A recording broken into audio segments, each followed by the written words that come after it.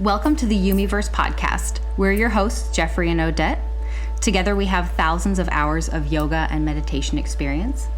Here, you get to be butterflies on the wall and listen in on our joyous spiritual conversations about how these practices have and continue to transform us. Thank you for joining.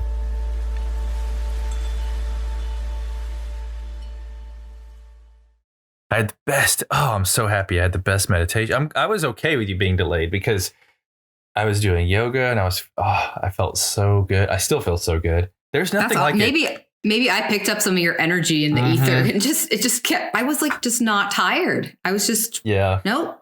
It was like no tiredness was in me. Did you do yoga? No. I got wrapped up in other things and then I was like, it's too late. And then I guess I could have, but that's when I do. It's funny because I was thinking about this last night. I love, for some reason, when it's really late, I really like doing yoga because it feels like the energy is really calm, around me, not just in proximity, but like the whole city or town or whatever. It just feels. Yes. And then I do it's real slow. I don't know. It's kind of like the same if I do real early, same kind of thing. So either really early or really late. And I think it was cold. I just didn't want to get up. Yeah. I was like, it's comfy here and it's fine. Yeah. It's fine. Okay. So we're recording. Let's dive in. Yeah, let's dive in. So is this episode 5 already? Yeah, episode 5. Which I'm excited about because I feel like, first off, how are you? I'm doing great. Awesome. I'm excited. I like the number 5 too. Yeah, me too. It feels, I was thinking about that this morning and it feels like it's been so many things for me that I didn't expect. It's given me something to look forward to because I enjoy it so much. I thought it was going to be one thing and end up being another thing, but in such a beautiful way. So yeah, that's kind of what I've really enjoyed about this. And I'm looking forward to all the ones that continue to unfold. So what I wanted to do is we talked yesterday a little bit, and I actually thought we'd talk about this sooner than now, but here we are and it makes sense. But manifestation or creation. My favorite. Yeah. So our actual experiences with it and our awareness of it, either in hindsight in the past when we recognized what we were doing. And, we've talked about this a little bit already, and my personal experiences when, say, I was at maybe one of the lowest lows and then making a decision and then literally the next day having a completely different reality. And then the subsequent 30 days and how magical that seemed. And then also talking about how it's not necessary to have to go into these, low states of being to then have to let go of that resistance and then, attract. And like ricochet into this amazing experience. Yeah. Because of that contrast. Is that what you mean? Yes, exactly. So there's been a lot of things and I thought about it this morning, there's been a lot of things in my recent experience that I could even refer to as manifestation or even instant almost manifestation. And you and I have talked a lot about this. And even yesterday, we talked a little bit about some of your experiences. And I was telling you how much I loved the story that you were telling me in particular. So I would like to start with that. I would like to start with maybe something. It doesn't have to be the story you told me yesterday, but maybe things that you have manifested in the past and how it happened. Wow. I started this practice, this practice of watching my thoughts and choosing my thoughts deliberately and then just observing my 3D reality to really test in a scientific way, like if there was any relationship between what I was thinking, what I was feeding with my mind and my feelings, and what would happen. And I wish I still had it, but I was keeping this journal of things that would happen. I would have all these, I would call them successes. And I would mark down my failures too. Like I would say something like, I'm going to see a swan today, or I'm going to see a blue butterfly or something like that. I would write it down and I would mark if it was successful or not. And then I would also notice that some things wouldn't take a day. They might take 2 days or a month, or so things that might have seemed like failures could just be on the way. But anyhow, I went into this whole idea of manifestation with more of the scientific mindset. Like, I want to test this and see. and prove to myself and build faith in myself that this is something that I'm actually doing. I think what's important to start out with, though, is defining what we're talking about. So tell me what you think about this. Manifestation, when we say that, in my mind, I think people think about something more ethereal, something non-physical. It's like things appearing in your 3D reality, not like magic, but it can feel like magic. Yeah. So you might say to yourself something like, I'm going to see a blue butterfly today. And then you happen to see a blue butterfly that day. Yeah. And depending on how rare that was, that would be a manifestation that showed up. So that's what I'm thinking people are going to think when they hear manifestation. Is that right? Like, I think it's important for us to define that for people. For sure. And I could speak about that in itself for a bit because I've played. I know. Because I've played with this too, just as much as you have, in a scientific and non-scientific way. But what I would define is just anything that you are giving your attention to with deliberate intent and then witnessing. It doesn't matter how big or how small. And so that's where this conversation will ultimately get to anyways throughout as we talk about this. I already saw that in meditation this morning. And I think if just defining it as that right now, as we naturally have these conversations, it will make more sense for people that are listening in whatever way that they've already had these experiences themselves. Yes, that's a wonderful clarifying. And I wanted to say one thing. You said you used to write down in a journal. Well, we have the perfect journals now. I know we do. We're going to have to talk about that at the end of the podcast, all the different places that we've created for all of our creations. Yeah. But going back to your question, so I realized that manifestation was a thing. It was a practice, a conscious practice that I could participate in a couple years ago. I remember really practicing it when I was in my yoga therapy program. And I would do things like that. I would tell myself, I remember driving to school one day and I told myself, I don't know how, but I'm going to encounter a swan today. And, it didn't seem something that was out of the realm of possibility. It's not like I said, I want to see a spaceship beam down with aliens come out dancing salsa. Like it wasn't, it was like a swan. It's something, it's like, I know swans exist. I don't see how a swan could just show up at school. It was like probably winter. It didn't seem like it was that likely, but I wanted to try it anyway. And so I kid you not, I didn't say see, I just said I'm going to encounter a swan. And that day at school, we went outside and we were teaching each other meditations and breathing practices in those meditations. And I was sitting in front of my partner in a meditation and she was guiding me. And she said something like, she was guiding me to feel my breath. And then she said, notice your breath going in and out, like graceful, like a swan or something like that. And I remember my face just like lit up in this giant smile because it was, less than probably 6 hours after I said, I'm going to encounter a swan. And then in the most unpredictable way, I wasn't expecting it, my meditation partner brings up a swan in reference to meditation, because it probably wasn't likely, at least in my mind, that I would see a swan out there. Yeah. But anyhow, I encountered one fairly quickly. So that built my confidence that this was like a thing. And so I kept practicing things like that, and I kept a journal. And I also started to realize that I would manifest things I didn't like too. So, which was a longer process, like the way my relationships were, things I would perceive as bad. I started to realize that, okay, I'm not just creating these things like I want to see a swan. I'm creating how I feel. I'm creating my friendships and how those go. And that took some unpacking for me. And there were some stories I was telling and hurts and ego stuff that made that a longer process. Yeah. But anyway, maybe during that time, there was another just desire that I had. And I feel like desires are what really plant seeds for manifestations in general. Yeah. And so I had this desire, I told you yesterday, to do a photo shoot, because I do a lot of yoga photo shoots. I wanted to do a photo shoot with this well-known yoga photographer named Robert Sturman, and he would totally laugh if he heard this. I'm gonna have to tell him that I'm talking about him, and he has no idea. I wanted to shoot with Robert Sturman, and I wanted to be on the cover of Yoga Journal. And at the time, I just knew I wanted those things, but I really didn't see how those things were going to come to be, or if they could be. I remember looking him up, and he lived across the country. And I was like, I don't know, that just seems like not something I want to do. I don't want to fly out there and invest all this into this photo shoot. And I just let it go. It was just a desire that I had.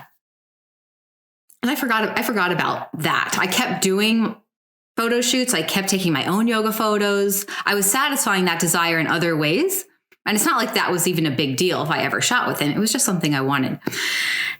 And then 2 years later, I got a message on my Instagram from Robert Sturman. I was following him. We hadn't had any interaction. Maybe I'd liked some of his stuff, but really nothing at all. He messaged me on Instagram. He said, "Hey, I happen to be near you for this random situation that's happening. Would you like to shoot together?"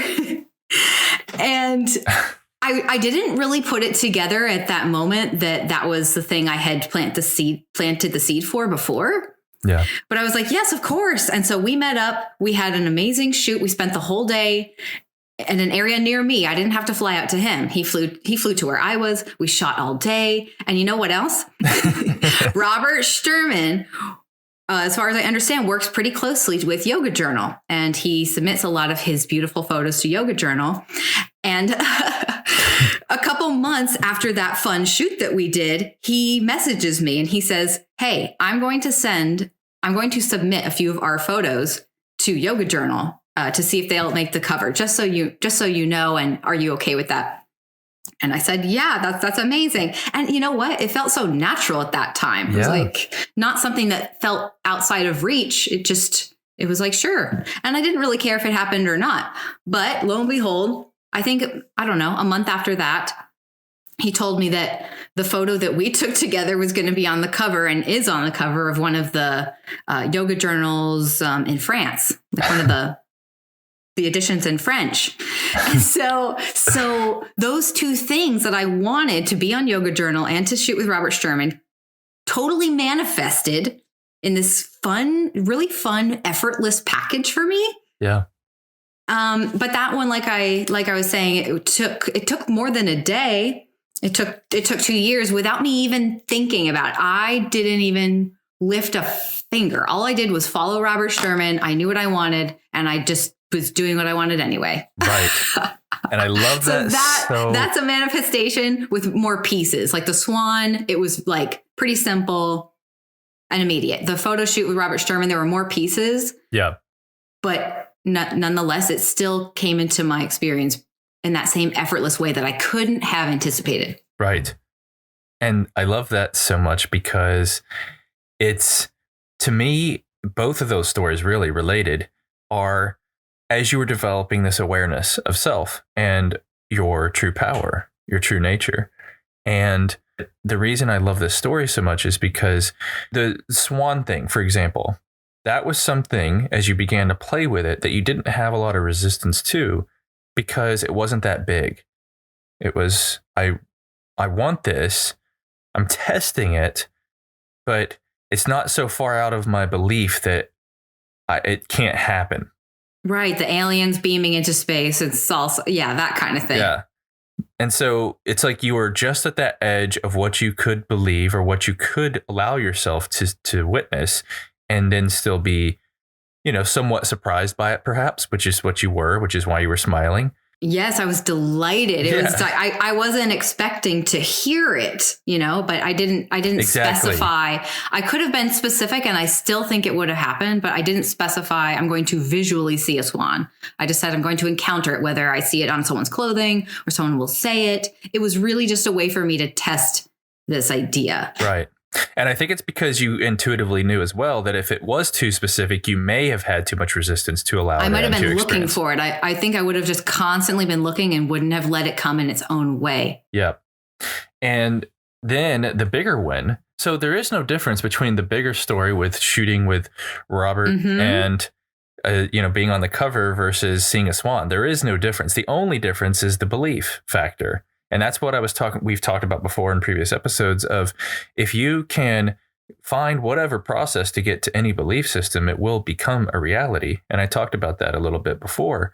And in my stories, some of them have been a little more extreme because, like I said, some of them have been, at least in the past, I had to go to a certain level to then, as you said, ricochet back to the other side. But I've also done the opposite of that too, where I just had beliefs that just would manifest instantly. And I've talked about instant manifestation. And, for me, having these conversations like this, people hearing them and hearing the stories, the real stories, allows them to then extrapolate from that where they're at, where they might believe currently, and then what's possible for them, or at minimum, at least just playing with it. Yes. Because I talk about this a lot, how if people realize how much they're creating, the more people are actually creating their life experience, the less people are reacting and creating these and manifesting these things from, like you were talking about, from this reactionary place, which energy flows slower in those states of being, but it still manifests regardless, or nonetheless, I should say. Yes. And that's why I'm always so adamant about people understanding who they are, because that's, to me, really where change happens. Not telling them what to do, but just telling them who they are and showing them what they're capable of. And then they, by being it, and, influence others and so on and so forth to do the same. So when you say who they are, what do you, I don't think we've ever talked about that or defined that. So when you say, I want people to know who they are, like who are people? Like, who are they? They are their own creators. A lot of people think that everything is happening outside of them, and they give their power away to their circumstances or their current beliefs or even religions. And there's nothing wrong with these things if they serve them until they don't, and then when they don't, it's when they are maybe in a victim mentality, or they're not happy, or whatever it may be. But as I talk about all the time, life is supposed to be joy and love and fun all the time. Not saying that you don't have moments of contrast or moments that seemingly are not of desired situations, but they're not supposed to last very long. It's just supposed to be for clarity. You had said, I remember us talking about some of these stories, these real things that happened. And you said something like, well, I feel like I came into this life really knowing that I was a creative individual, that I create my world. Yeah. In response to me telling these stories where I had to go through this process, it felt like to convince myself and to really test it for a good year or even two of the things I was talking about, journaling and really like convincing myself that I was powerful and had an effect. But you had said something like, I came into this life and I knew that, and that showed in your recounting of your childhood experiences, because as children, at least this is what people say, when you're developing, especially between those periods between like infancy and 6, you absorb whatever impressions are made on you from your family, your culture, really strong feelings you have that dictate who you are at a subconscious level. But you said, like, you were told you were going to be sick, you were going to have to take all these medicines, and you were just like, no, I know that that's not correct. Yeah. And so there could very well be people listening, and maybe, I don't know if you've encountered anybody else who's like that and just knows and is here to really teach people. In my experience, though, I've had to really test it and convince myself over time. It's because, and I feel like if I had a term for something that I'm about to refer to, and that is how I've seen things. I talk about meditation and how I see things. I've seen this, I've said this numerous times, and we've even explored a little bit, I think last time, about how those experiences are. But there are times where I see how everything is perfectly balanced. And what I mean is how everyone comes in to have certain experiences that overlap with others that we're teaching each other. And so for me, when I was spending that year where I was trying to understand everything, because I just couldn't make sense. Why was my life always so extremely amazing and then sometimes seemingly the opposite?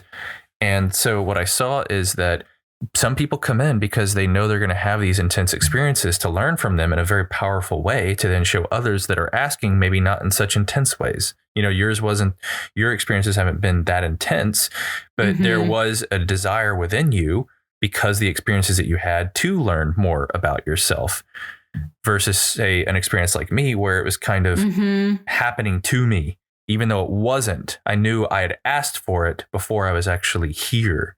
You hear people all the time saying that the innocence of this, but it's because we just see things in such a small perspective, not thinking that there is more than just, beyond what is here right now, or even that we had consciousness before we were here in this physical body, regardless of what your belief system is or religion.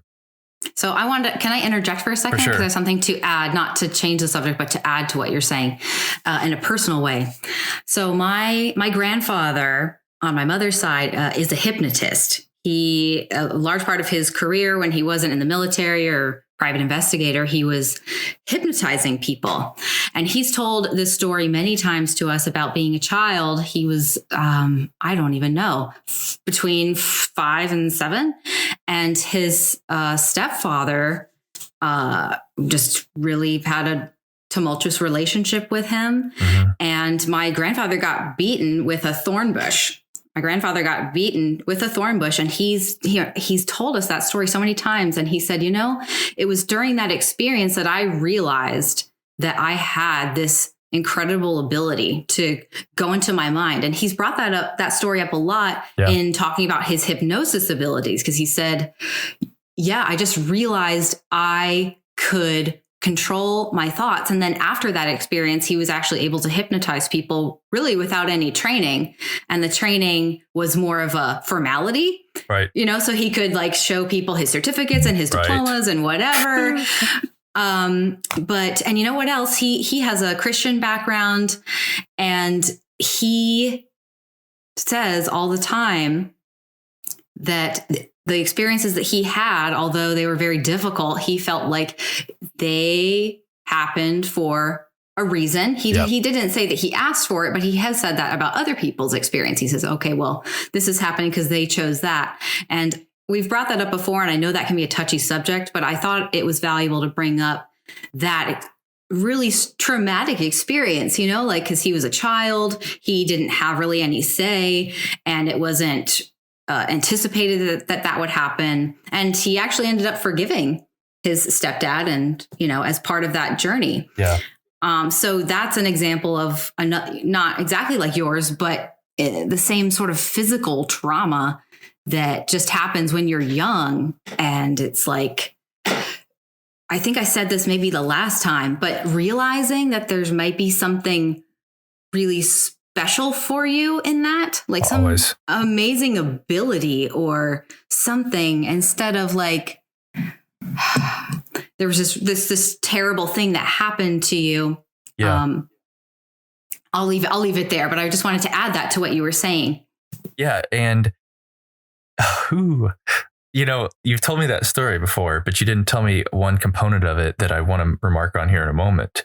And that was about how the certification was more of a formality, because I've talked about that in my experience, how there's a lot of things that I do, and then I might do something because it maybe will give credibility to those people that don't understand, or give credibility to me to convince others of something.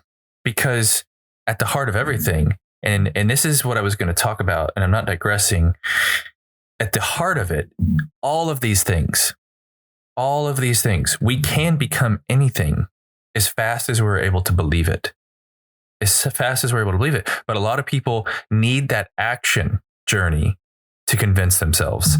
So they need to take the path of action, such as I'm going to become something physical, like a sport or whatever. And then they do the training.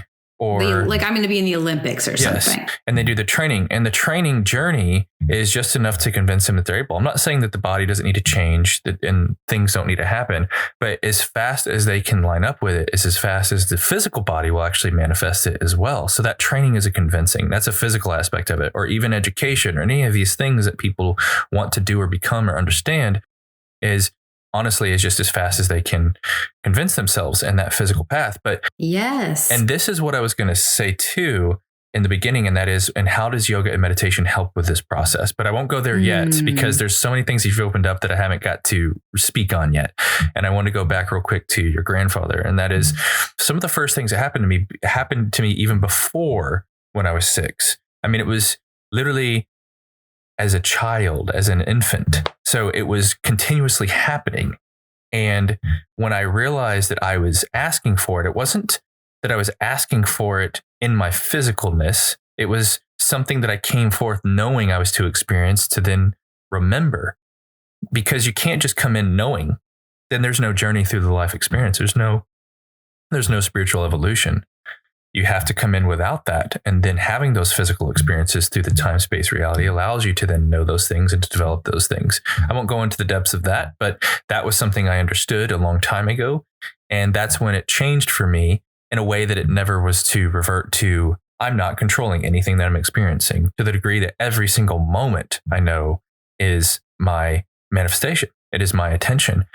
So I won't speak too deeply. We've talked a little bit about that, but you know, there's a path to that too. There might be people that think I don't have any control of my reality other than what I physically do or what I'm making happen versus allowing to happen by lining up the energy of it.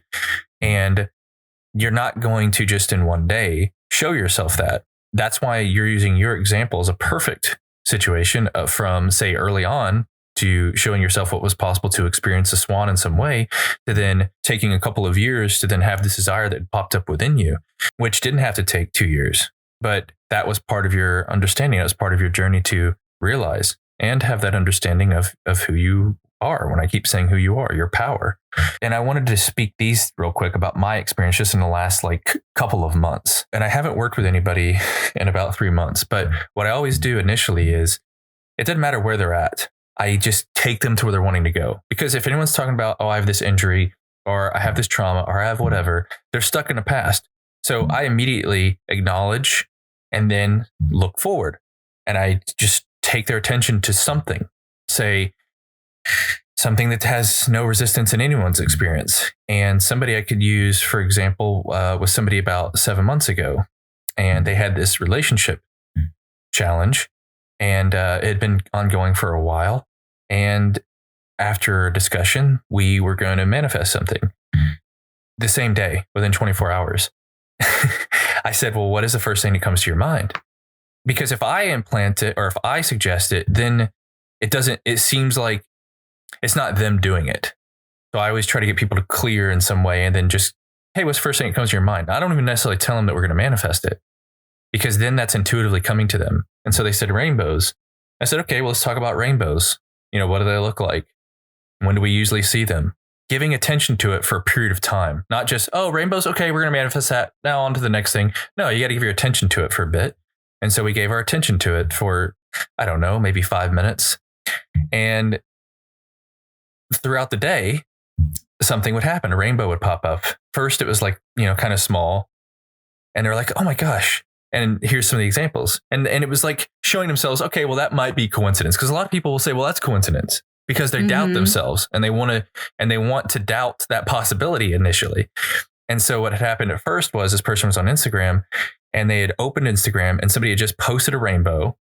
And then at the same time, somebody went live and said going live, and they posted rainbows. So they opened Instagram, and within 10 seconds, they see a rainbow picture, and then somebody went live with a notification with rainbows. So that's a big coincidence, but the person was still a little bit skeptical and like, oh, this is crazy. And they took a screenshot, sent it to me. And then something else had happened with a rainbow that they saw like at the store. And then finally, at the end of the day, her daughter had a friend over and they were like, hey, can we draw? We want to color, make you a picture. And so she said, sure. And she got them, either crayons or map colors or whatever, and some paper. And then the girl, her daughter's friend, came to her and said, hey, I drew you this picture. And she handed it to her, and it was a rainbow. Right. It's like your mind saying, do you not get it yet? Like, don't you get it yet? Yeah. Here's three things. There's more and more. That's amazing. I love that. And the reason, and I told her, I go, children are very tapped in. They're following their intuition all the time. And so, and she even told me that the little girl said, originally I went to go draw an angel, But then I changed it to a rainbow last minute because she had that impulse that was coming from broader perspective, which was coming from the universe or God or whatever one wants to call it, that connecting source that we are all a part of, that I always refer to as the benevolent source because it's love. But that showed to me 2 points that I was trying to make with her, is that we're all connected to this source. And when we're tapped into it, we all fall into this perfect harmony. There is this potential for harmony. And that's why when we're in these higher states of being, we seem like we're harmonious with everything around us because we are. And then when we're in these lower states of being, it seems like everything's resistant around us because it is. And so it doesn't matter. We don't have to do anything other than just line up ourselves with harmony in these practices like yoga meditation, which is what I was going to get to eventually. And so for me, that's really where people want to be, because they don't want to be in resistance, making things happen and forcing things and all of that. They want to be flowing. They want to be flowing through life. Here's one other story I wanted to tell real quick. And this is super short because, I've talked with you personally about how much I've shared with, say, family or other people from my past that are more resistant, I should say, to hearing these things over the years that I've shared it. But at Thanksgiving, I was going to leave. I was at my parents' and I was about to leave. And then my father made a comment. He was sitting with my uncle and they're like, "Oh, you're going to leave?" And I said, "Yeah." And he said, "Well, you want to come over here and talk about lights?" And I was like, "Okay." And, I was like, "Okay." I was like, if I'm being asked something, I'll do it, And so I went and sat with him and my uncle, and my uncle had just given him this light band that goes on your forehead. It's LEDs. And he's like, "Yeah, I saw it on something and I bought one for myself. And it was so nice that I bought another one and it came with another one for free." And I don't know. He was telling the whole story. And so I was like, all right, we're talking about lights. And so I started talking about LEDs and the history of LEDs. And then we got into street lights. And I started talking about street lights for a long time. And there's a street light that's outside of my parents' house. And my parents have lived there for 30 something years. And I started talking about when I was a kid, how it would burn out. And then I talked about how we would throw footballs at it sometimes and actually knock it out. And then we would talk about how quickly they would replace the light whenever we would knock it out or when it would go dark, that it'd literally be replaced within like 1 or 2 days. And then my uncle, because he used to work for a electric company, like electric service provider, like Encore, he's very familiar with the types of lights. And so he started talking about the types of bulbs that are in light fixtures of street lights, not just now, but historically, back 40 years ago, 20 years ago, now, the cost of LEDs, how often they have to replace them. Like, we were talking about street lights for 5 to 10 minutes, a long time. Like, no one talked about. So, but then, and I didn't even know this until a couple of days ago, I was talking to my parents. And the main point of that whole story to me was, we used to knock out the lights. They burn forever. They burn for like 30 years. And my uncle was even saying that when they replace the lights, they're so much brighter and people don't realize how much they dim over time. And so I went to my parents' house and I came inside. I said, "It's so bright out there." And they said, "Yeah, the street light burnt out 3 days ago and they just replaced it the next day." And that was 2 days after Thanksgiving. And I said, "Do you remember talking about streetlights and how they burn out and how quickly they replace them?" Mm-hmm. And then he was just like, "Yeah." And I was like, "And what do you think about that?" But that streetlight had not been burning for 30 years. They've replaced that streetlight multiple times. Yes. So it was well within its lifespan. It didn't just burn out randomly. And so, that's the point. It was the most attention I've given to any particular subject with, say, people in my family, especially my uncle and my father combined. And then there it was 2 days later happening.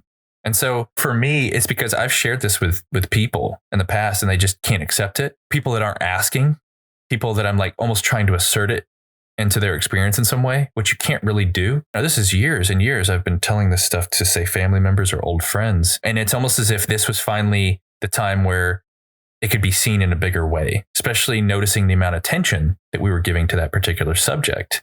And then it happening literally 2 days later. Yes. I feel like before people have this idea that their minds might have a relationship with what's happening outside of them, or their, not just their minds, but their inner experience. Yeah. It's so easy to write things off as like, wow, that's strange. And then to move on, to just, to pass over it. Like if there's a parking spot and you're like, oh, I really would like a parking spot right at the front of the store. And then you go to the store and someone's backing out of the spot you want. And then it's like, oh, well, that's strange. I just thought of that, but then not going any further with it, and not creating this pattern of belief, really. Like that's really all my experimentation was for, I think, was to show myself that this wasn't a one-off. This wasn't just some chance fluke thing.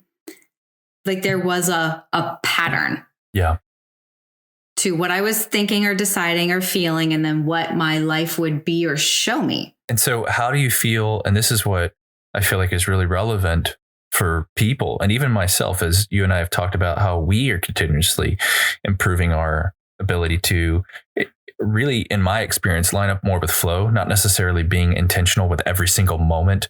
You know, I'm getting in the car, I want this to happen. It's not like you want to be that way every single moment of every single day, but finding that balance of flow and intention. And you and I talk about that at these very subtle levels of how much am I being intentional and how much am I being just allowing. And right. Oh my gosh, can I say something? Yes. So that I had a vision just now pop into my head of playing Barbies with my sister. So my sister would laugh so hard if she heard me say this.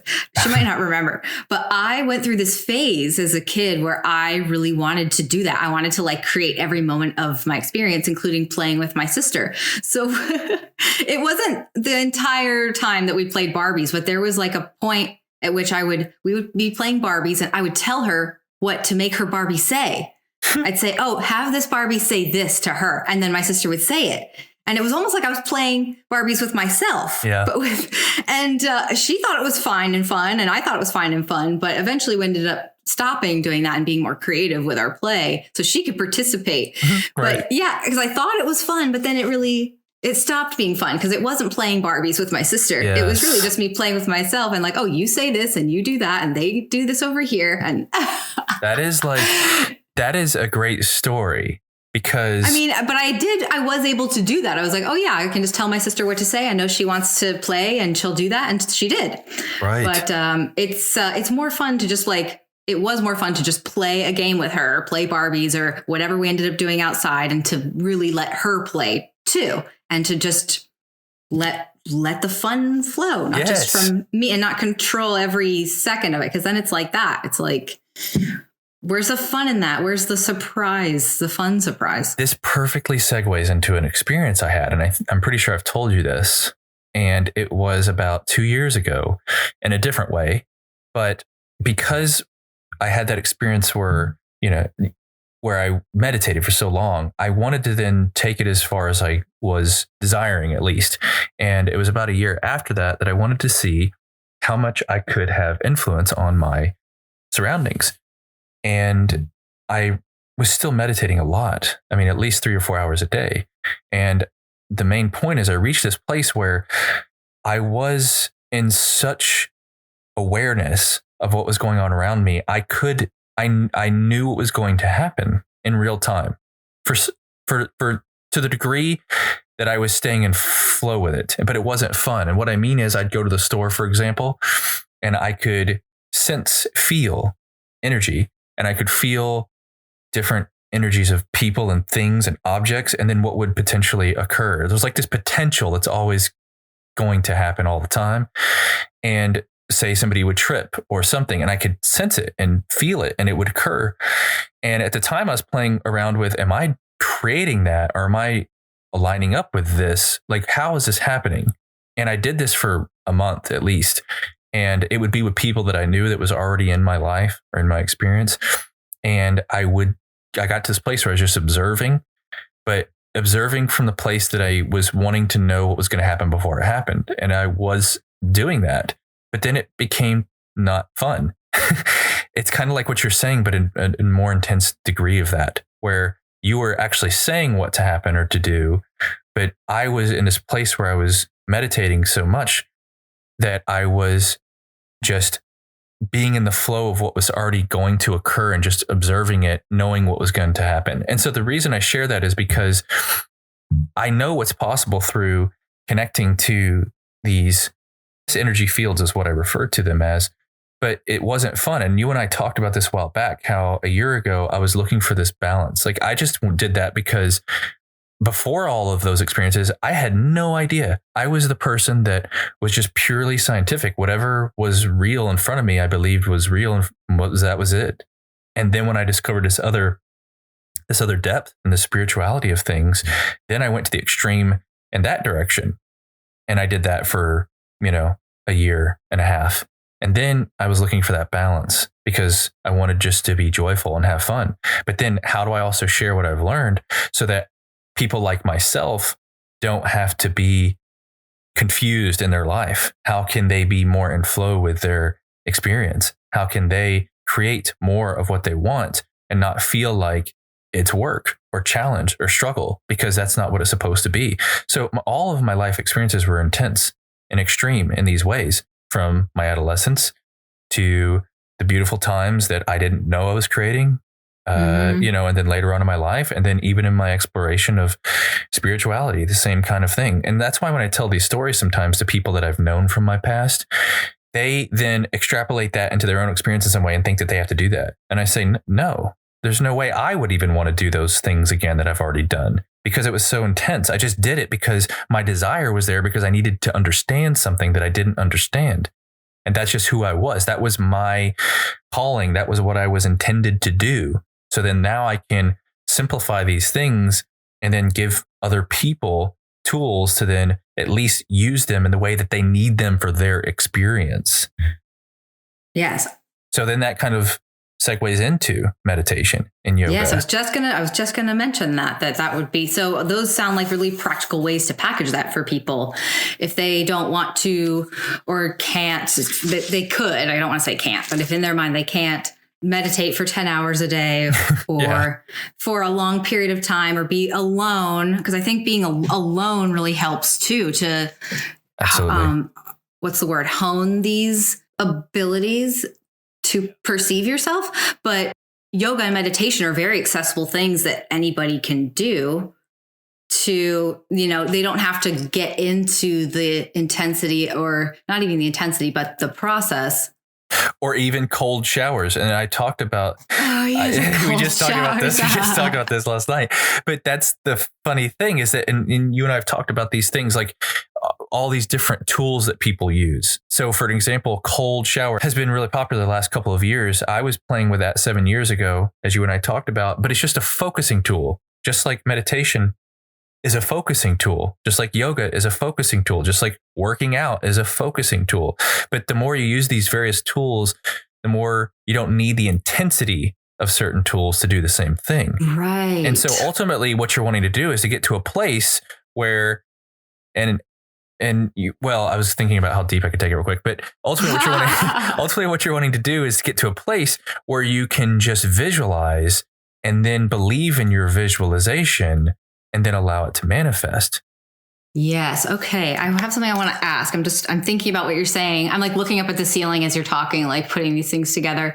I feel like with things that feel intense, like you had very intense life experiences, which really, I feel like the mind goes in those experiences. Like at some point there really is no choice with these things like cold showers.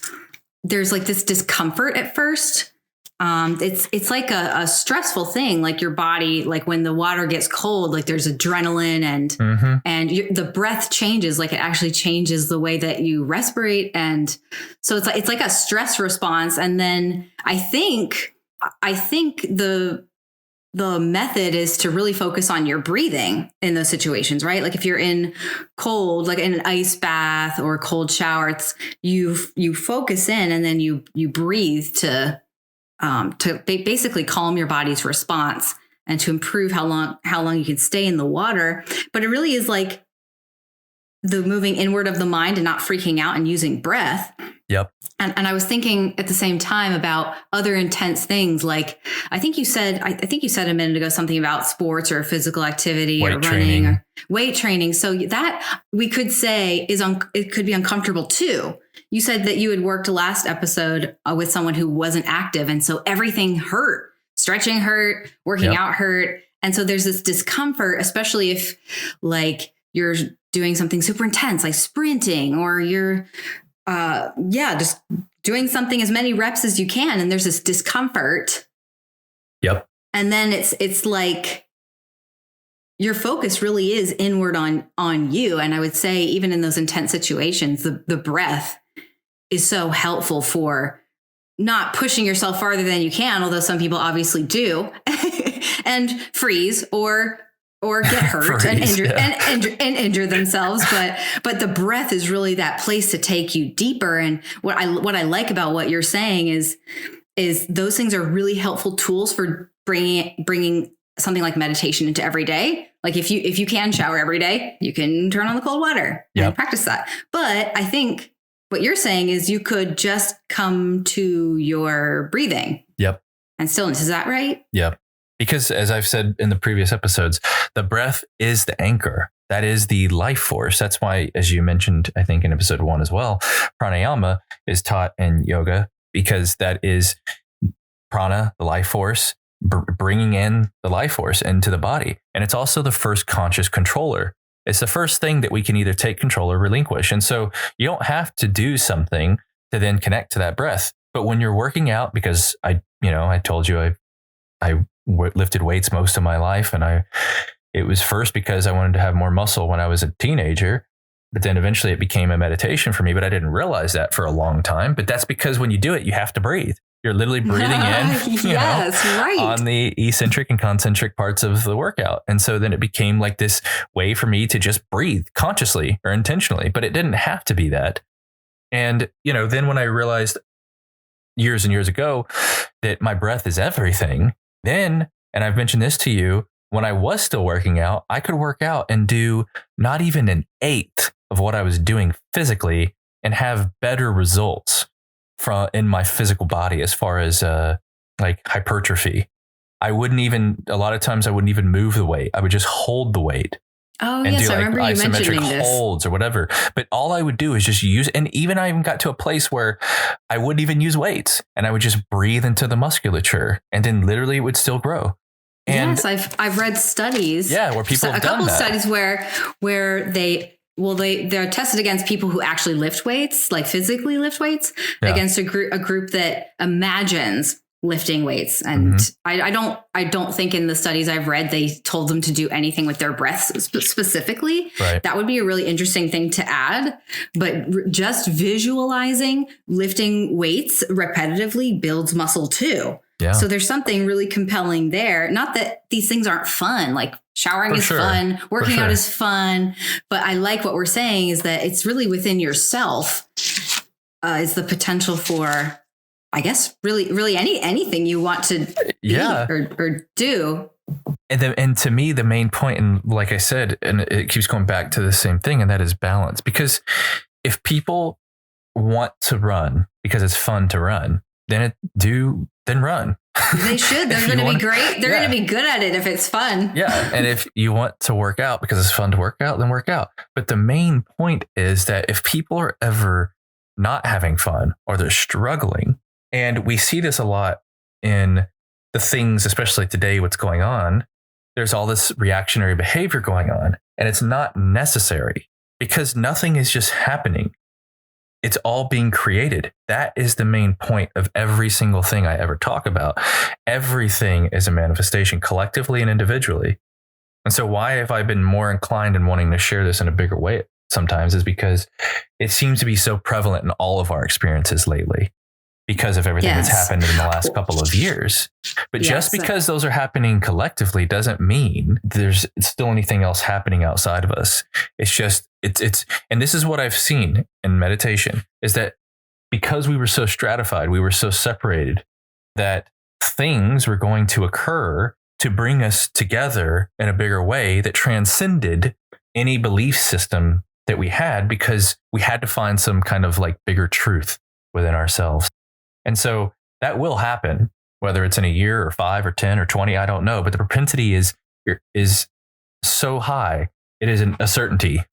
Simple as that, I suppose. Do you happen to be talking about the pandemic in particular? Like the stress and I know, but you said in the last couple of years. Yeah, because it's hard to avoid it. Yes, well, you're saying the reactionary nature, and I don't think that it's really different. And there's always something to react to. But is that sort of what you mean in that time period? And it's also because, like, and you and I've talked about this, I don't watch the news. I don't really connect with anything except for maybe like Instagram. But then if I do go out, it's like so prevalent. And then I think of course people are thinking certain ways because it's everywhere almost. And if I don't see anything and I'm not using social media except for Instagram, because you can just follow what you want to and see what you want, then it's like, oh, things normal. Like for me, the last 2 years hasn't been that extreme at all in any way. Especially in Texas, people don't really wear masks. Like it doesn't even seem like much is going on. And even when I've been in Sedona for 2 months or so, people don't. So I don't really see those experiences. But then when I do go out a little more and branch out, I see all these things and I hear all these things. And so then my desire is to then share more people so they don't have to feel like they're at the whim of everything happening around them. Well, I think it's like, if I could say this, we're taught that that's human nature to look for things that could hurt you or things that are stressful and to figure out why they're there and how to avoid them and to do like this risk management. So it's like, oh, this exists and this, it feels smart. It feels like a smart thing to do, to fill your mind up with these things. And I can understand that idea to a certain degree. And then the other part of it is the outside world seems so real. It seems so separate from you. It's like the things that you perceive with your senses are so convincing. It's like, well, I would like to believe that this isn't this way, but look at what I'm seeing and look at what this person's saying. And yeah, it's like the physical world is so hypnotizing because you might see it every day, but then you keep thinking about it every day. And then you're in this loop of fear, this loop of anxiety. And it's just like a loop that you feel stuck in. And it's like, how could there even be another way? So what I'm saying is I sympathize with those ideas that, well, to not watch the news and not be informed and to deny the things in front of me, that seems silly and stupid. Like if someone was thinking about it that way, I could understand that line of thinking. And so, but at the top of it, it's like at the end of the day, it is a choice to where you put your attention, whether or not there's a pandemic going on or not. There are different things you could give your attention to in your own reality. Yeah. On a moment to moment basis that can feed something else. Yeah. Which is why in this conversation that we've had already, we talked about our own journey in understanding what it is that we are able to do within our reality and how it was small to then something bigger. And that's with anybody. And so the same thing right now, it doesn't matter what's going on around. Don't try to say that things aren't happening physically around. Just take your attention to something that you want to occur that you don't have resistance on, and then show yourself that power and then build it up over time. So for me, it's how do you do that? This is why I say my desire is so strong for this, because we care. We do care. You care. I care. We all care. We're all part of that. We're all one. And we want others to have better experiences. And that's the whole point of being here, to have fun and continuously make it better. I mean, it really is that. But then we feel like we're supposed to sympathize, like you said. But in doing that, we just stay where that person is.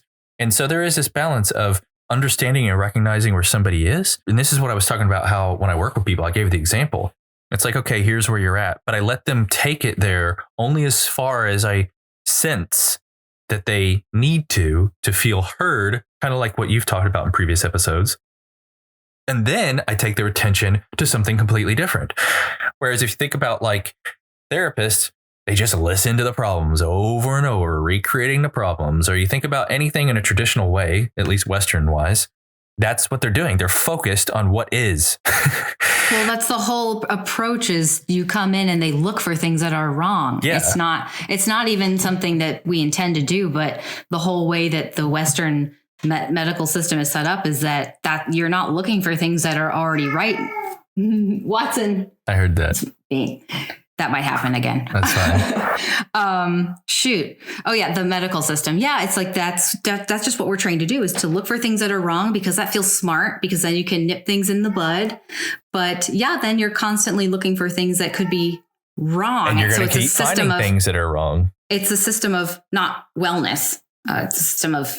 And that's the point of what's happening right now. That is literally the epitome of what has occurred, is that we have been trying to control the external world as opposed to connect with the internal. That is why this is happening. I saw this even before it happened. And I think I shared this with you before in 2019. I was telling people, because that was still in the heels of when I was meditating all the time, still at least 4 or 5 hours a day. And I was telling people, I was like, 2020 is a big year. It's something's happening. And I was like excited about it. And not to say that, it's been what it was, but I still could just feel it. And then when it started to happen, I wasn't surprised. I didn't even know it was happening until there was like no toilet or like no paper towels and stuff. And then I think I went and helped my sister move, and they were talking about Corona. And I was like, what are y'all talking about? And they were like, do you live under a rock? I was like, yeah, I do. And I'm happy under there. But the point is, in my extreme experiences of connecting and tapping into these things, other people just need to do enough to connect with themselves to then create their reality and be in that harmonious state. And then in doing that, influence others and others and others and so on and so forth. And this is why I talk about this is like the genesis of awakening, because historically, at least as far as we know in human history, we've always kind of been this way, very reactionary. But we also are at lower levels of consciousness. And then those people that were of heightened consciousness from the past, like Jesus or Buddha, and I just posted something about this yesterday, were telling us these things, but we were at such low collective consciousness at the time, we couldn't hear it, at least in the way that we could even hear it now. And so people interpreted it differently, and they revered these people as gods themselves. But what they were just saying is, we're doing this where we are the creators of ourselves and our reality, individually and collectively. And this went a little further than I thought it was, but it is related. And that is the point. And if people just show themselves a little bit, then they're going to start showing themselves a lot. And you can't unknow it once you know it. Otherwise, no one wants to live in a life that they don't understand. And that's what my experience was for so long. And that's why I went to and had the experiences that I did. And that's why I know I was supposed to share this. So I'd love to hop in. Oh, or that, I didn't know if you were. Oh, I'm done. I didn't mean to interrupt you. I'm sorry. I try to hop in at little pauses because I feel like this brought something else to mind, a true story that I remember being told. And this is, I was thinking about when you were saying you avoided the news and sympathizing with people versus seeing them in their happiest state. Yeah. And really shifting the idea that you have to have this negativity bias to a positivity bias. And how do you do that? You would ask that question and then you answered your own question. You said, well, how do you do that? And I was thinking, well, besides yoga and meditation, which are things you could take out of your time and do, you could also just have an attitude. You could have an attitude towards your day. Like, well, if this was my last day, would I want to be freaked out about something on the news, or would I want to not spend my day that way? Yeah. And I remember I actually looked it up briefly as you were talking because I wanted to share it with you. It's a true story of this actor. His name, I might butcher the pronunciation. It's Eyal Eltawil. It's an Israeli name, but this actor was diagnosed with terminal cancer, and he beat the cancer in I think it says about 8 months. And something he did, he made himself laugh every day. He would watch funny videos that just made him laugh. And he decided he was going to have this positive approach to every day and life in general. And it says here in this short article, he says, I came, I laughed, I conquered. and this other, I'll just read this short little thing after that. He said, there's a big difference between a sick person and a person with a sickness. If you define yourself as sick, it means that the sickness or disease is now part of your routine. Yep. So it's like, yeah, even in the face of something like that, he he was able to grab onto his focus. He was like, okay, I'm not going to focus on that. I'm going to laugh. I'm going to be in maybe what we could call a higher state of being, a higher state of consciousness, which is joy, right? He just laughed as much as he could every day. I mean, I find that to be a really amazing, compelling, true life story that encapsulates the reason why we're talking about this. Like all this stuff is amazing, learning about yourself and bringing yourself to these new places, but also you can just have the most amazing day and most amazing life with your attitude. Yeah. And these I think people are impressed by stories like that are traumatic like that. And someone who instead of someone's life that's amazing all the time, which I think is amazing. If you're able to create, that's impressive to me too. If you're just happy every day. But I think we're impressed by these stories of like, oh yeah, you had this really terrible thing happen and you overcame it. It's like, it makes you want to try what they did. Yeah. So that's why I think you bringing up your experience in the past, even though you were unsure about doing that, was really valuable. And, me bringing up my grandfather's experience, his, relationship with his stepdad and this person's experience. It's like we're just trying to convince people who are listening that that another beautiful way of being exists. Yes. And it's just within it's in your own reach and your own grasp and in your own body, like your breath, like you were saying. Yeah, immediately. For me, how it all comes together is that people will try to logically understand everything. And so they might say, well, not everyone can be that, or not all this. And they'll start trying to figure it out. Like, how is that even possible? Or how would everyone be that way? And they don't realize that a couple of things happen when you meditate, that you start to, first off, everything else doesn't matter because the broader consciousness or God or universe or whatever one wants to call anything is beyond time and space and is orchestrating everything. It's a force. It's not a consciousness like a person, like a human that's trying to figure things out and place things. It's so beyond comprehension from the human perspective. But people have to somehow relinquish their desire to try to understand everything. And in doing that, just focus on their own experience, and then focusing on their own experience and showing them their connection to their reality. That is that first step. The depths that I've gone to are so extreme. I don't expect really many people to ever do that because they probably won't have that desire. My life experience summoned that desire, which is why I could speak about even far more than what we're talking about right now. But it would be so esoteric. It'd just be like, what is the point? And so that's why in sharing my story and how we've been kind of progressing in these, it's brought it to a level that's a little more relatable to people and also applicable to how they might utilize it in some way for their own experience. And the main point of it is show yourself a little bit and not focus on everything else. That's the main point. And then as that happens, then your desire to go as far as you want will occur. But it's really just because people want to feel better or be happier or whatever else that they're desiring to be in those higher states of being, or just flow, or just harmony, or just peace.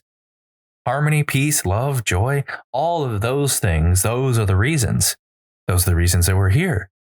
So if you can cultivate that, then whatever depth you go to in any of these things, it's just the desire that you have created because of whatever experiences you've led to. But it is always now. And that's why even spiritual teachers that are currently teaching that are bigger, like Eckhart Tolle or whomever, you always hear about now, because now is where everything's being created from. That's where the energy is flowing. And so if you are flowing now from those higher states of being, then you're keeping that energy moving in that direction. But then this is what really happens too, though, is that people will get caught up in what's manifested. This is really at the kind of subtler levels, is that something will happen. And this happens in everyone's experience because the life experience is always pushing us into this deeper knowing. That's why I say this is happening for everybody in the relative way. But when those things happen, people get caught up in them. And they might be subtle for some people relatively. Like some person might just had a breakup or they lost a job that they had or whatever. And it's like not that big. It's not like they were in a motorcycle wreck head on, but it's still relative in their experience, seemingly really intense. It's because these experiences are to show us the same thing that I experienced, or you, or whatever anyone is, to understand that they are doing it, but they just get caught up in it and they keep recreating it. And that will be for a year or 10 or 20 or even months or whatever, however long. But if you learn how to be in flow, and then you are not attached to what is manifesting, you eventually become in this state where you're attached and detached, because you're attached to your well-being, you're attached to your love, you're attached to all of the things that are within you, and you're detached to how it's actually occurring around you and trying to manipulate and control that. And because when you do that, that's the true flow state, because then everything beautiful is always coming to you. But that's the true practice. That's the true practice, because we want things to be what they are when they are feeling seemingly good. Yes, we're impatient. Like I'm impatient. I was like, some of the things on my list would be the classic ones. I'm going to manifest a free cup of coffee.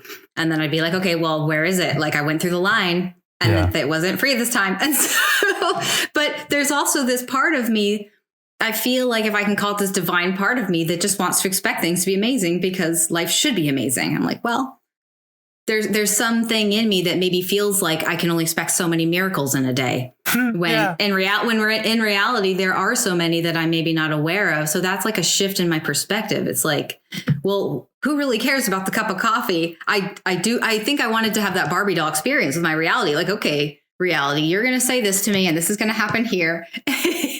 Yeah. And sometimes it wouldn't happen. I have to say, like I would write in my journal, not just the quotes in quotes successes, but I would note down things that seemed like failures, things that didn't manifest in a certain time frame. Like I would note those, and the successes definitely outweighed the things that didn't work or things were longer in coming. But I think like the impatience and then if it doesn't happen in a certain time, it's like, it's so easy to be, I want to keep saying that word, hypnotized back into your old state. Like, I tried it. It doesn't work. Whatever, and just like relinquish your control. But at the same time, I think we're talking about like relinquishing control, but having this higher state of being is actually a really powerful place too. Yes. Like being unattached, but not in this like wallowing self-pity victim state. But if you could just relinquish and if I can use my own analogy, like let a reality play Barbie dolls with you, because it's fun when there are things that show up that are going to be fun, but you might not expect your free coffee to come with a new date. Yeah. Or who knows, maybe you get a year's worth of free coffee. I don't know. Yeah. I have to tell you, since I observed you, because you, in my perception, lived in a way that was more not detached. I don't like that word, but you would flow more than I felt like I flowed. And there was a day that I really intentionally lived like that. I treated this reality like, I was like, okay, I'm just going to let everything be exactly the way it is. I'll almost treat it like a game.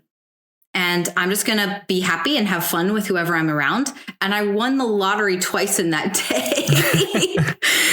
I won it twice. And like, it was so fun. And like, it was just a great day. And there was nothing that was eating away at my mind. Yeah. I wanted to go back. I wrote some other things briefly. I wanted to go back to. You were talking about the depth that you've been to and how it might not be relatable, but I still think that would be so fascinating to pick your mind about in another episode. Because even if it sounds like revelation in the Bible, I think that's still really valuable content like that. And then, but at the same time, if you don't mind me saying this real quick, even in this one thus far, there's been times where I could feel it coming out and I want to speak it. And then I am trying not to take it there yet. And this has to do with our dynamic. And I can feel, as you and I have not just personally interacted, but also as we've had these discussions on these, I can feel where it's moving, allowing it to go there naturally. As you know, and I have spoken a little bit in this one, but there is this desire to speak about those things, because I know I had those experiences for a reason, because I've shared that with a lot of people. A lot of people have asked for it, like actually come to me and ask for it without even knowing what I had to offer. And so I do have that desire, because I do feel like there's benefit for whomever hears it. And so how that comes out, I'm not sure, but I definitely do agree and feel that there is value. And even just the things that I can recall, let alone just whatever it is I receive in the moment.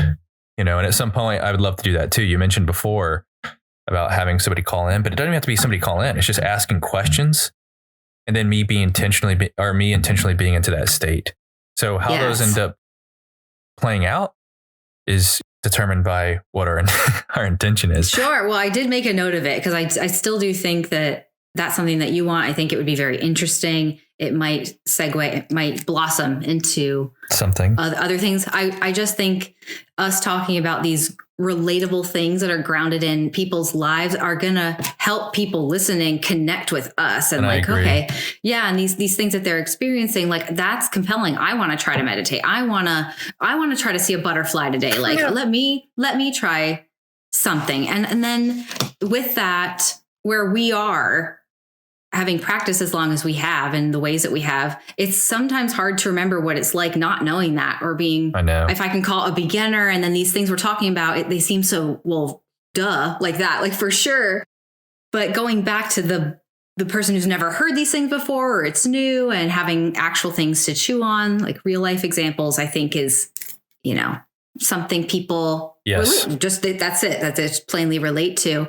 I also wanted to say the physical traumas that we were talking about, I learned in my yoga therapy program that these emotional experiences, like a breakup, like if there was a significant breakup or losing a job, like for someone that could feel like getting hit. Yep. That could feel like studies about the brain. It's been shown that emotional pain, especially like chronic emotional pain, is registered the same, or it has the same effects as physical pain in your brain. Like you lose gray matter in your brain. Like the brain doesn't understand the difference between like an emotional pain and a physical pain. Like it's all the same. Right. So yeah, I just wanted to acknowledge that and not invalidate something like, well, if someone didn't have something physically traumatic, something like a breakup might have been super life changing for them. And yeah, it's like, there's so many quotes that are like, where the wound is where the light comes in, or something like that, or the hurt is the gift, or something like that, which seems so counterintuitive. But for me, in my experience, that's really been true. This is also why I always say it's always relative, because it doesn't matter, which is why I'm saying somebody who even your experience up until now is still relative to what you've experienced. And it's not so different than mine, even though I've had I've literally experienced the most pain that anyone can feel in any given moment. I know that, but it doesn't matter. It doesn't matter. It's not different if I never had any of those things and I lived a luxurious life with, seemingly never having any problems, but those problems that I would have would be just as extreme to that relative experience. And they're all experiences that we're asking for, or that we knew we were going to have to see more and understand more of ourselves. Doesn't matter. Doesn't matter who it is and where they are. And that's why when anything happens, especially globally, and people are like, oh, I feel so bad for those people or this group or this or war here or that. No, it's all part of it. That's why I always say there's nothing ever going wrong. There is billions of people having billions of experiences that are all completely unique. And people try to group things to understand them because they feel like they need to understand the world. And in doing so, somehow they understand themselves, and they're going about it the wrong way. You understand yourself, then you understand the world. I like that. I like that a lot. Yeah. And I think it's just that deprogramming of putting labels on everything, because that's what we do at a very young age. Also, there's a word for everything, and things have to make sense, and we categorize things, and what do you do? And that's what you are, because it's simple for me to understand. Yeah. But yeah. Yeah, that was a big thing. Like if you had asked me when I was talking about swans and coffee that nothing was ever going wrong, I'd be like, well, I can tell you a few things that are going wrong. I was still able to quote unquote manifest things when I had really limiting beliefs and an attitude. I had an attitude. I was still you're manifesting all the time, like every moment, even now. So that was a big thing for me to unpack. And for you and I now, it's like, yeah. But for some others, it might be like, well, that's terrible. But we're really not. You we're said really that not in episode 2, and I laughed so much. I did. I know I did. That's what's funny when we were recording that, because everything was going on around me. The first few episodes, like I've been in so many different environments. and I've just like, I have not been meditating, doing yoga like I normally do. And I am getting more into that routine. So it's funny how these episodes are kind of correlating with my life experience, as I said, but eventually I will be more consistently. And today is the first time that I actually meditated before we did this.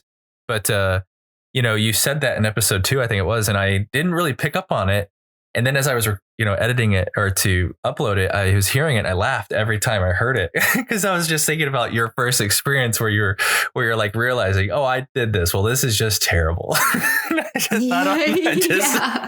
It just tickled me so much. And so I still. Well, if someone does something that feels like they've wronged you or they've betrayed you, and the circumstances might very well be that way, and you could convince everybody around you that happened, but then you might get stuck. You might get stuck in this loop of bitterness and resentment and betrayal, and you won't forgive. And then it poisons your whole heart. And you don't even realize it. But then in other relationships, like all relationships are the same one. And so that bitterness and that jabbing feeling that's uncomfortable comes up. Yeah. It's like this little bear that wants to be poked. It wants to stay alive, that resentment. Yeah. But that's the whole beauty of it all, is that until you transmute it within, you keep experiencing it, which is why people always say, oh, the universe is going to keep teaching you a lesson. It's not, I don't like the word lesson because then it implies to me as this connotation, but it's like, it's just showing you. The world is just reflecting you. It's not really a lesson. And so when you start to first take wind of that, like you did, or I did, or anyone, then observing those things, it happens less and less in that victim way. You're then kind of like, okay, well, now I do notice that. But that initial stage that you keep talking about, that's the stage. It is. That's the gateway. Where it's like, okay, now I acknowledge this because I've witnessed it and to such a degree that it's irrefutable, like I always say. And then from there, it's just then developing. But there is that initial stage. And that to me is the awakening stage. Yes. It's like the dawning of your conscious mind again. It's like, wow. But it's, yes. So, yes, absolutely. But the main point of that is I just feel that if people are listening to this, they're asking and they've been asking, and, they might be in different places. But especially once we've got to this episode now, if people have listened 1 through 5, they've already started to experience some of this stuff for sure. Yes. And so I'm not so concerned about those people in those places because everything that's happened the last year or two, those people that are in those victim states, or not even say victim, but just say lower states of awareness of self, everything that's happened the last year or two for them has been really intense. And I know that because of the conversations I've had with them. And so they are looking for answers for themselves. And so they, as opposed to say maybe 4 years ago, are more open to considering these things that are happening. And I was reminded of this about a week ago when I was talking to somebody I haven't talked to in over a year. And they were saying something like, people are tired of this, or they don't believe, or whatever. They were just reminding me and reflecting to me of people's openness more so than they've ever been, I suppose, because of what's happened. And that's why I was saying this is all happening for a reason.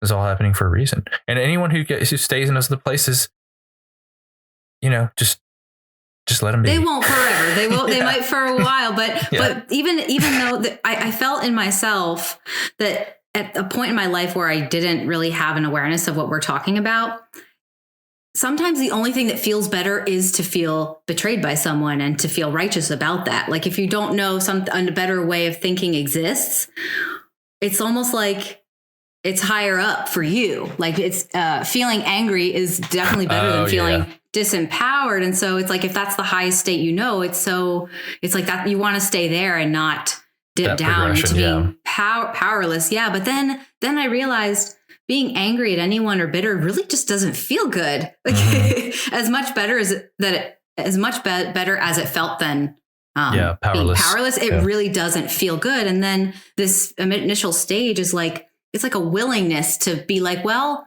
maybe I can let go of that anger and just try something else. Maybe it's like a willingness to just try something new. And then there's a humility in after I manifested so many physical things and then saw these correlations with my life, there had to be that point where I was like, wow, that person who betrayed me, I can see what I did. I can see what I was thinking. I could go back, and I wasn't reactive anymore. I could go back to that in my mind and be like, wow, like I really see how I did that. I really see it. I thought they were going to do that. I put that thought out there and I was acting that way. Yes. But yeah. And then it's like, that's totally gone. It's like, you don't have to keep hurting to have these blessings. Yes. That's beautiful too, because that goes back to too, when you were asking me about how I knew that I created that wreck experience that was so intense.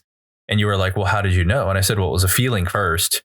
But I never went any deeper than that. But it kind of is pretty much overlaid with what you're saying, is that once I then started meditating and stuff, I was then very much aware of the thoughts that I was giving my attention to, which didn't have anything to do with the specifics of what happened, but it had to do with these places of being, of fear or concern or powerlessness. And then the universe was going to show me that's what I was thinking about.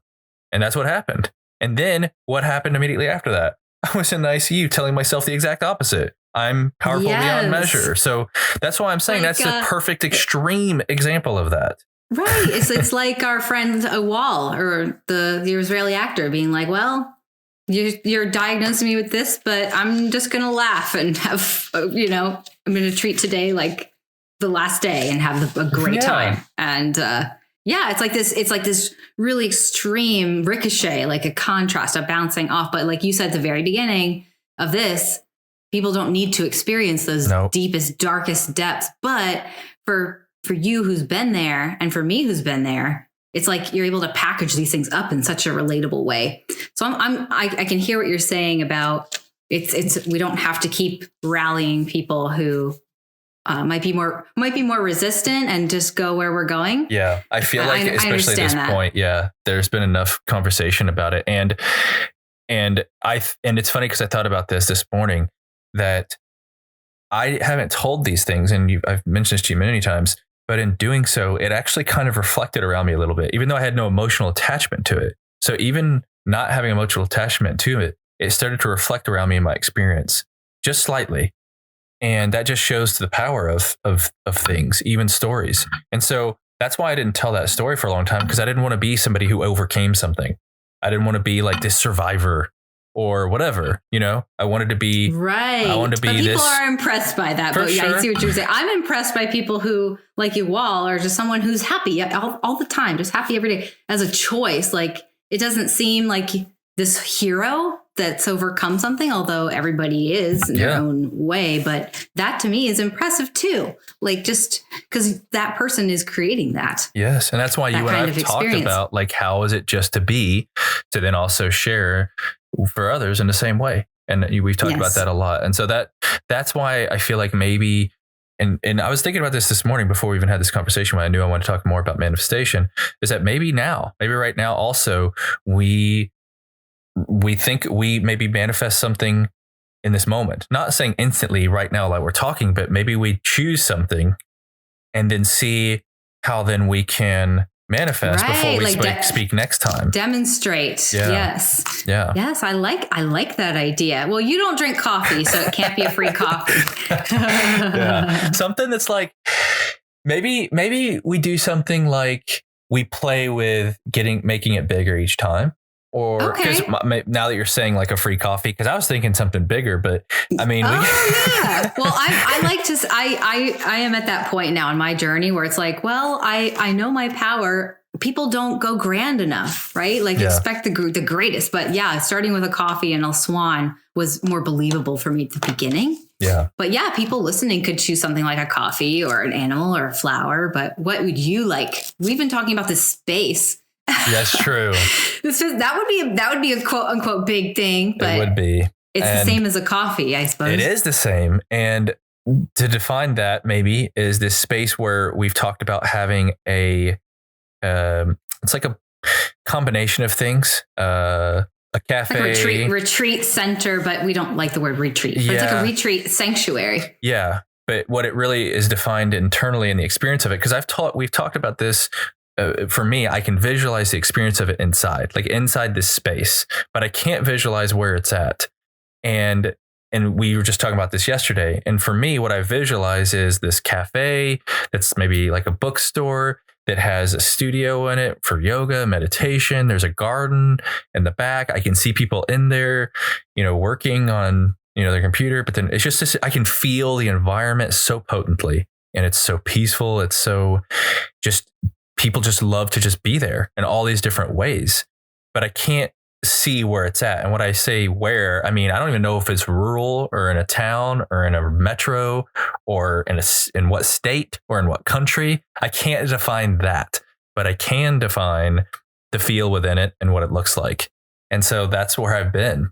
So that is a bigger one for sure.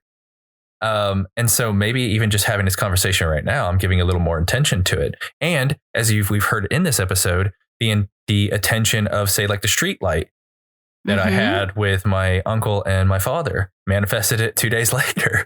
So this is actually bringing up something that I was going to talk about too. And that is giving people other tools besides yoga and meditation about how to manifest as well. And that is you feeling in a good state and then giving your attention to something, and just keep your attention on it in like a daydream or a visualization for as long as you can, and just keep it there and vibrate there.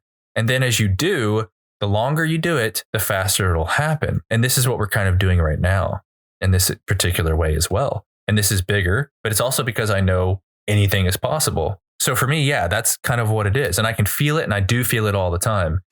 And I message you often and I'm like, hey, I'm feeling this place, but where is it? I like to visualize things. I am a visual person. Not everybody not everybody apparently can see things in their mind's eye. Yeah. Which I've read that people are able to develop that ability. But anyway, like I like to use my senses in meditation when I'm actually being deliberate about a manifestation now. Yeah. It worked for me to just write it. I would write in my journal, I'm going to encounter a swan today. Yeah. I would just write it and then close my journal, and it could be that easy. So I'm going to do that. I'm going to write, we found the most perfect sanctuary location and spot or something like that. Yeah. But I also like to visualize myself and hear things. So I think today what I will do is just for 30 seconds, feel myself in maybe a meditation in that building. I'll feel myself like I'm there in the sanctuary. I can hear students around. I can hear the coffee behind me. Like I'll use all my senses to put myself there in my non-physical being. Right. Like I'll be there, or maybe I'll be there with you and we'll high five and be like, it's perfect. And that implies that it's done. So that's just like another fun way. It's not like a magical thing that writing something can't do. Right. But that's another thing besides yoga and meditation is I like to visualize and use my senses. If I can't see something, I'll hear it, I'll smell it, I'll touch it. Yeah. And I think that's helpful too for other people to understand how they might go about doing those things as well, because those processes for me are always kind of changing too, based on what the experience is in the moment. But similar to you, I used to not be able to visualize. And it wasn't until I was meditating a lot that I started to receive visions beyond what I've ever experienced, that then it was so much easier for me to visualize. So it's always changing. And, depending on what we're developing consciously. And now, not only do now I don't visualize so much, I just feel it. And that was nothing I could ever do before, but I'll just sit with, and I might not even be intentional. I'll just sit to feel good sometimes. And then the vision comes in. And then I'm feeling it more than I'm seeing it. And it just feels so good. And I know what it is that I'm feeling because of how it feels. And if somebody can really get to the feeling state, that is the most powerful state. That is the state that really manifests it. Because then you're already being it. You're already living it. And then the longer you can hold that, the quicker it happens. That is at the highest state of manifestation. I've experienced that. The feeling state? The feeling state. Is that different from what I described? Like, what do you mean by that? No, you're saying it like the feeling state. Yeah, well, you're saying it from the senses, which is similar, which is pretty much the same. But for me, when I say the feeling state, it's like when you're saying you're feeling yourself meditating in the space, and you know what that feels like. So for me, same thing. If my eyes are closed, I'm just feeling what it's like to be there and like you're talking about. And then the audible things or the sensory things start to come up after that.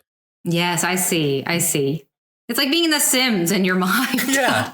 Like you build your own sim world in your mind, and then it populates with ideas. And then the senses reflect that. So it's the feeling of it. And that's where I go back to vibration again.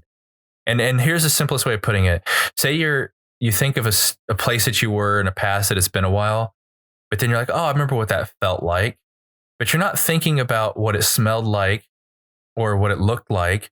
You feel it first. Yeah, like your grandma's house or something. There's like a feeling to that. And then you remember the senses. But it's the feeling first. Yes, that's a good point. Like when you think about different people, there's like a different feeling. When I think about a friend or my parents or someone I've worked with, like there's a certain feeling I definitely get just quickly shifting from person to person. Yeah. Like about my experiences with them.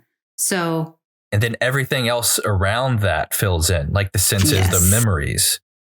Yes. Yes. Oh, I love this. I think if anyone listening had something in particular, I personally liked as a beginner in this whole practice to choose simple things. Like not simple, not that that's not simple. See, I caught myself there. Yeah. The sanctuary is just as simple, but like, what do I mean? Believable things like, okay, coffee. Okay. A flower, like a certain flower, a particular one, an orchid. Like I'm going to see that. And then it would be so fun to just have it show itself to me. But yeah, I realize like, hey, one flower is the same as a bouquet of flowers. And yeah, it's all the same. It's because, and the one thing you said, and this is kind of where I guess I can leave it, is that once you get to a certain state, then it becomes your normal way of being. And then yes, and you don't have to work anymore. Yeah. But then you don't remember exactly what that progression was like. But you do remember the situation. And so telling that story, just kind of like me telling my story, is that progression. And so the swan to the yoga journal cover. Yeah. Oh, yeah. And there's been so many things, but yeah, I know I can see how that seems like a bigger thing, but now and a complicated thing. But I realize now that they're just the same. And it's like my logical mind that feels like it has to do something and understand something and make it happen and like monitor it like a scientist. And I realize now that I just forgot about it. I forgot about both of those things and they just delighted me in like the best way. And I didn't have to do anything except to focus on it, want it. And that was it, to be honest. And I'll say one thing, because that's the way you just said that was so perfect. The one thing that I think is so helpful for people is that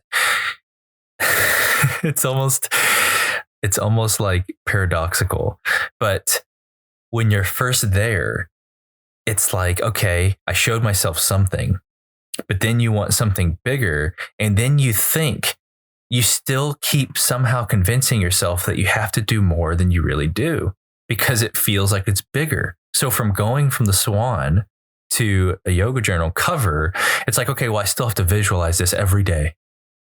And it's right, because it's bigger. Yeah. And So it's like, if I don't keep visualizing it, it's not going to come, because then because it may not come within 24 hours. And they're like, okay, well, I got to keep visualizing this. Otherwise it's not going to, because the universe is going to forget and think I don't want it anymore. But all that's really happening is you're putting in that resistance still because you think you have to do it. And that to me, I think is huge, because I don't hear people talk about that a lot, but it is huge, because it's even in the non-physical work, even in the mental work, people still are working too hard. Oh, yes. So yes, especially for certain types, like intense types like you and myself. Yes. But yeah, that's a great place to leave it. And I understand that too. It's really just like, we're not really doing anything we haven't done. It's like undoing all the ideas about, well, you have to do something to earn something and things. This has to be hard and nothing good comes without struggle. And all those things are just ideas that don't have to be. And then like having to understand every part of the process, like a scientist. And it's like playing Barbies with myself. Yeah. But you know what's so beautiful about that? That if the desire has been summoned, then the work has already been done. Because if you have the desire, that means you already did the quote hard work by experiencing the fact that you even want the desire. See, isn't that just such a wonderful idea? Like, I love that. And then it's like whoever around you or whatever around you is the fastest, most effortless way. It comes through that or them. Yes. I love those ideas, but these are ideas I definitely had to. I was wanting to believe those things, and now I do. But it was like, wow, can it really be that easy? Yeah. It's like, yeah, just training the mind to be like, okay, you can just be easy, and we got this. Like, yeah. My grandfather says that all the time, even though like the subconscious mind is a concept. It's not. We don't necessarily have to divide ourselves into pieces, but like I like that as a model. Like your subconscious mind, he always draws this picture of a giant circle and then a tiny, teeny, tiny circle in the middle. And he'll say, that's your conscious thinking, reasoning mind in the middle. And then here's everything you really are aware of and know. Yeah. So that tiny little part of you is like, well, I'm trying to understand. I want to do something. And it's like, you really can just chill out. You can just really chill out. And it's scary. It feels scary to be like, but anyway, that goes back to our last episode of the fear of like, what happens if I let go? That is so, I love that so much because this to me and all the people I've interacted with, even still to this day, that is to me the biggest key, because it's that control and it goes back to fear. But if you just realize, and by showing yourself these things little by little, you realize that you are here to be blessed, to have fun, to have joy. You wouldn't come here if that wasn't the case. That's the whole programming. The whole programming is that we came here to prove something as opposed to coming here to be joy and be love. That is the big shift. That's the big shift. And then when you realize that, everything unfolds and it's just magic because you have, that's why even Ram Dass would say karma is the mind or karma is the mind. That's it. It's that simple. And then we're all just walking each other back to our true selves. He says walking each other home, but still same thing. And so that's why I mention that, because if people can realize that if they've had the desire, you don't really have to do anything beyond that. Yes, all you have to do is feel good. Yeah. So my example with Robert Sturman and Yoga Journal is a great example, like of just letting it go and being easy and not thinking about it. Like I was still taking pictures and enjoying myself and working with great photographers. And it just, I didn't have to do any work. I didn't lift a finger. I was just available. I was present. I knew it was possible. That's the thing. I didn't even think about it within those 2 years. I was just following him. We didn't even interact much. And in my mind, I didn't lift a finger. Yeah. It just happened. And he submitted the pictures himself. He reached out to me. He flew out here. It really can be that easy. I'm convinced. Well, I was just going to say, that's the exact same story of the girl, the rainbow, and her little, her daughter's friend. Because he's connected. Imagine if it was, rainbows, I love that. Imagine if you did that for a sanctuary or for money or for anything. And it's like, here's a rainbow or all your money on over here and over here and over here. And here. Now it's being given to you. And just all the time, everywhere. I love it. I love this conversation. Me too. And one more thing about that is if people stay focused on this and not the how, once they get to the other side, they understand the how, meaning the logical mind. Yeah. Because they're like, well, not everyone. And I talked about that a little bit, but if you can just suspend that for a little bit and just let go of that, then after the fact, then you understand that. Then you realize you don't have to ever know that. Yeah, because that bigger circle is so much bigger than everything the pinpoint mind can see. Yeah. Yeah. That to me is so important in every interaction I've had. And if these were and I always talk about bridging for other people, to me, this end of this is the biggest nuggets of that, because if these are the things that I could have understood, say 7 years ago, that would have been so helpful, because I still was trying so hard. I still thought I have to envision or do this or this or this, even though I wasn't physically doing anything. And then that's why my story is also the perfect example of letting go. And so, like I said, the main point is if it's there, the desire is there, all of it will manifest. All of it. None of it will not. I have experienced that. There's so many stories at some point I could tell about every single desire I've ever had eventually manifest. Nothing is ever getting away, ever. That's the beauty. That is the beauty. It's just amazing. This life is amazing. That's, and how many times do I text you that?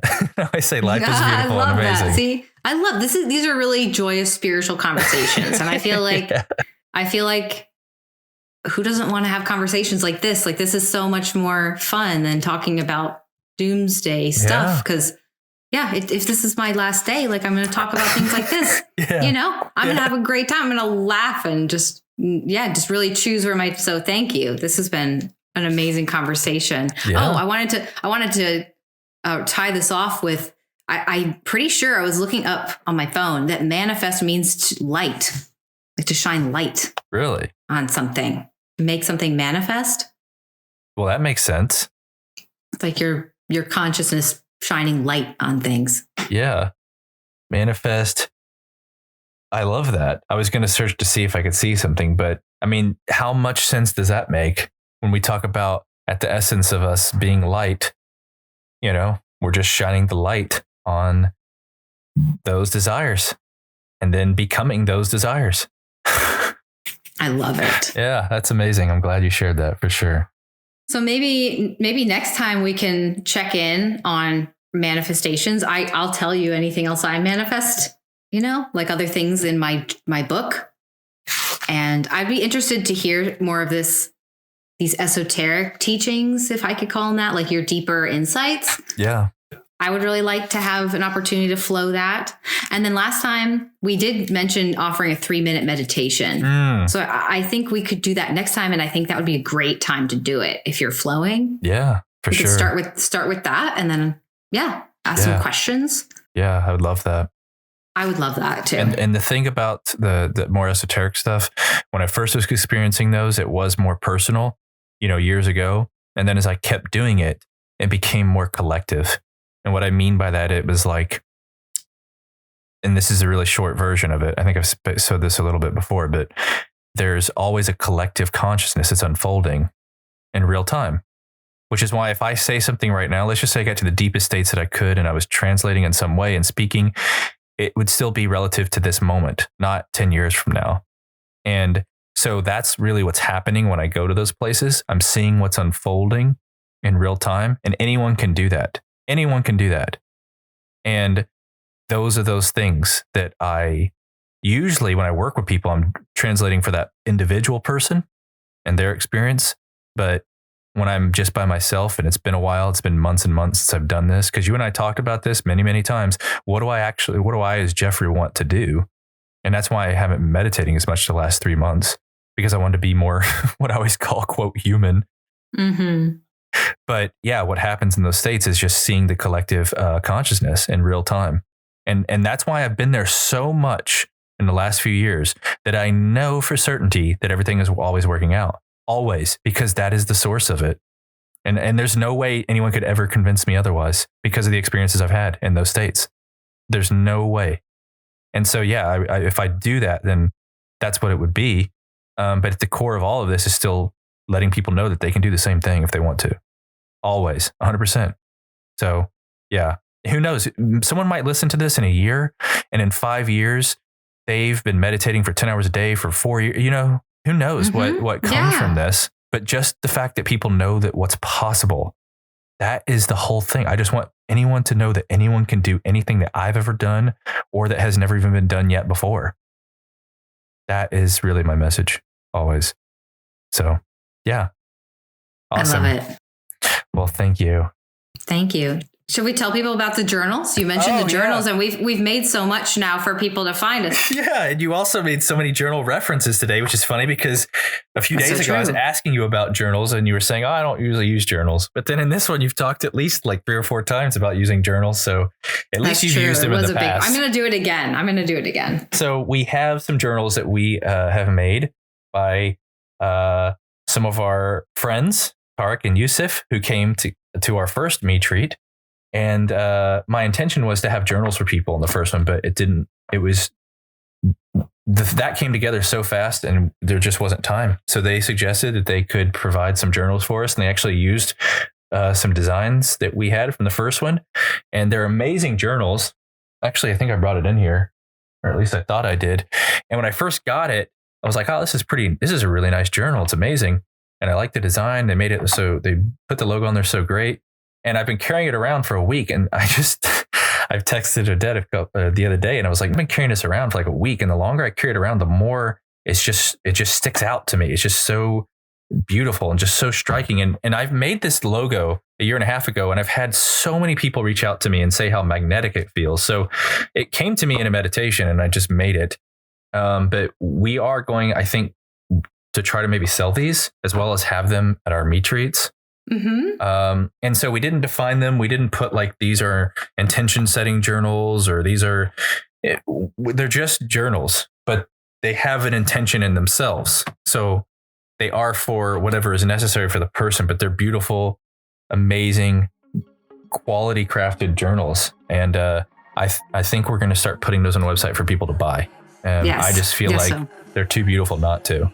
And that's the Yoga Meet Treat site, right? Yeah, I think for now we'll do that. And then as things evolve, they may be somewhere else. But for now, we'll put them on the yogametreat.com website. Yeah. So we have the website. I didn't know if we had updated everybody on that. So we have the Yoga Meet Treats website. We have the Yoga Meet Treats Instagram. And we have the YouMeVerse podcast on Instagram too. Right. So people can, contact us and any of those places. Yes. And so much more. So much more coming. So. High five. Yeah, high five. Awesome. Well, this is the longest one we did, and it was so much fun. It just flowed. I loved it. Yeah. We'll do it again. Yeah, absolutely. Well, thank you again, Odette. Such a pleasure as always. So much fun. Thank you, everyone, for joining. Number 6 coming soon. Bye. I welcome joy. I welcome harmony. I welcome all of the beautiful things that are meant for me. I welcome light. Let it surround me. Grounded and rooted in the earth, we align with the highest frequency. Are supported and guided.